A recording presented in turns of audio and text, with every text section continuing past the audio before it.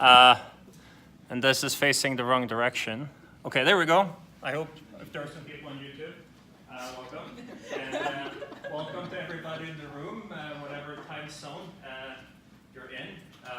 I'm glad that you would join me for my PhD thesis defense. I'm going to talk about what's referred to here as searching for supersymmetry in fully hadronic final states with the ATLAS experiment. So we'll talk about SUSY, fully hadronic final states in ATLAS. Does this work? Let's see. Do I have to?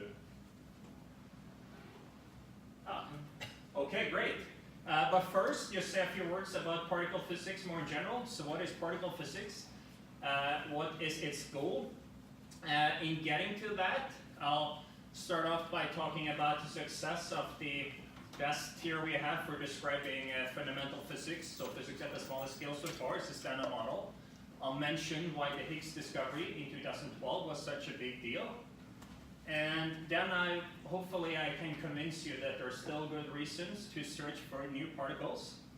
And I'll provide a brief motivation and introduction to supersymmetry, although the focus is really on testing the Standard Model. I want to make that clear from the beginning.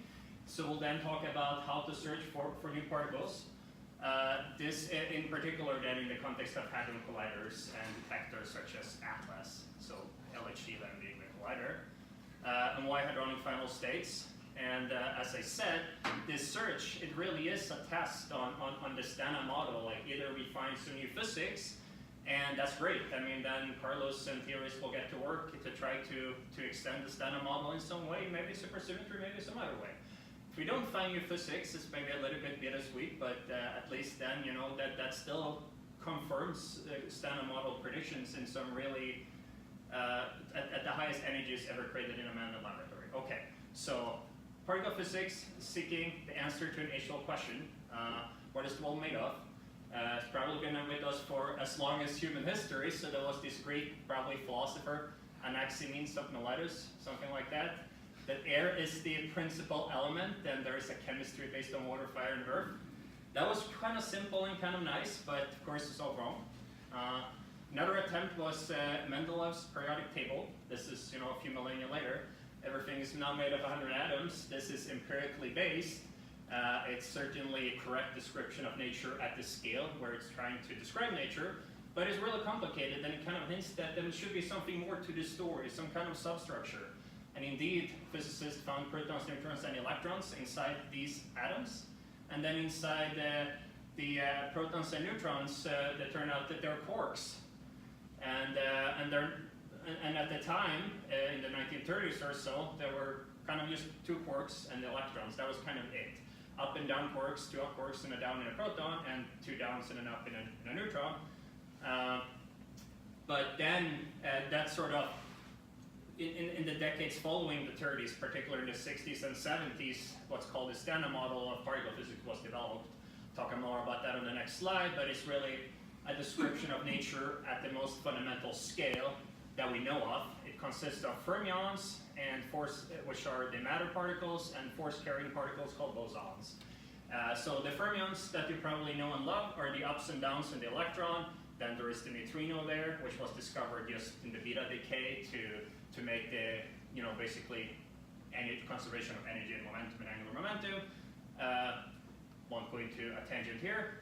And then there are two more generations of heavier versions, essentially. So second and third generations. In particular, the heaviest particle, the top quark, is going to be an important background in my search.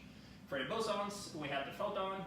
For the electromagnetic force, we have the gluon for the strong nuclear force, and we have then the W and Z bosons of the weak force. And then the Higgs sort of completes the picture by giving mass to the other particles, the ones that are massive, which is not the gluon because it does not interact strongly, and not the photon. Oh, anyway, it goes into the mixing. I'm going the wrong way. Yeah, all right. So this particle physics probing nature at its most fundamental scale. So in terms of size, it's quite remarkable in the sort of modern science that we're able to describe kind of phenomena from 10 to the minus 18 meters all the way up to greater than 10 to the 20, stuff that John does, like galaxy and galaxy clusters, the universe at large structure. But we're going to be down here at 10 to the minus 15, 18, where perhaps there could be some new physics. Standard model's been remarkably successful, so I'm going to talk briefly about success of the standard model. Essentially, it's so successful because it's a really nice theoretical framework that agrees with experiment, and agreement with experiment is key here, as Feynman and others, of course, will be quick to point out. So what's the standard model? It's the unification of a bunch of forces, everything of three forces, all the known forces of gravity. So it's electromagnetic force, which of course is mediated by the photon, and in fundamental physics, then we describe these interactions in like a mathematical lingo, complicated theory called quantum field theory. So particles are really fields, and one way to draw this in like an easy pictorial way is that you can have like an electron field interacting with a photon, which then can interact and create a. So that's what Oh, we're live. There is no one on